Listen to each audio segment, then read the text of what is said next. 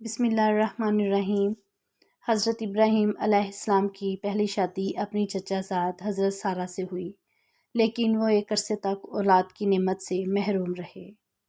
ایک دن حضرت سارہ نے ان سے فرمایا کہ آپ حضرت حاجرہ سے نکاح کر لیں، شاید اللہ تعالیٰ ان کے بطن سے اولاد عطا فرما دے۔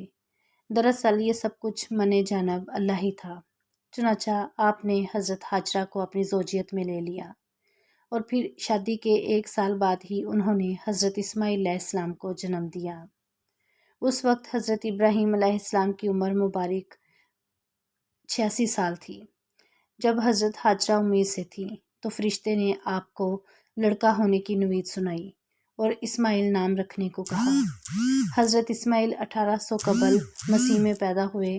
حضرت ابراہیم دعاؤں، آرزوؤں اور تمناؤں کے بعد پیرانہ سالی میں پہلے فرزند کی پیدائش پر خوشیوں کا بھرپور اظہار بھی نہ کر پائے تھے کہ انہیں ایک اور آزمائش سے گزرنا پڑا۔ وہ باحکم الہی نومولود لخت جگر اور فرما بردار بیوی کو ملک شام سے ہزاروں میل دور ایک ایسی وادی میں چھوڑ آئے کہ جہاں میلوں تک پانی نہ تھا، نہ چرند پرند اور نہ آدم تھا، نہ آدم زاد۔ وادی فاران کے سنگلاخ کالے پہاڑوں کے درمیان تپتے صحرا کے ایک بوڑھے درخت کے نیچے اللہ کی نیک اور برگزیدہ بندی اپنے نومولود معصوم بیٹے کے ساتھ چند روز سے قیام پذیر ہیں۔ جو زاد راہ ساتھ تھا، ختم ہو چکا۔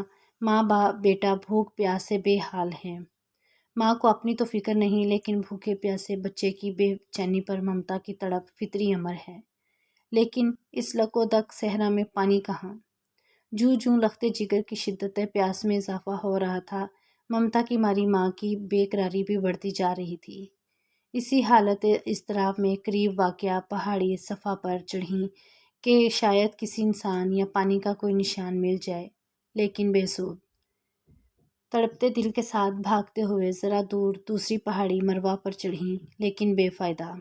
اس طرح دونوں پہاڑیوں کے درمیان پانی کی تلاش میں 7 چکر مکمل کر لیے۔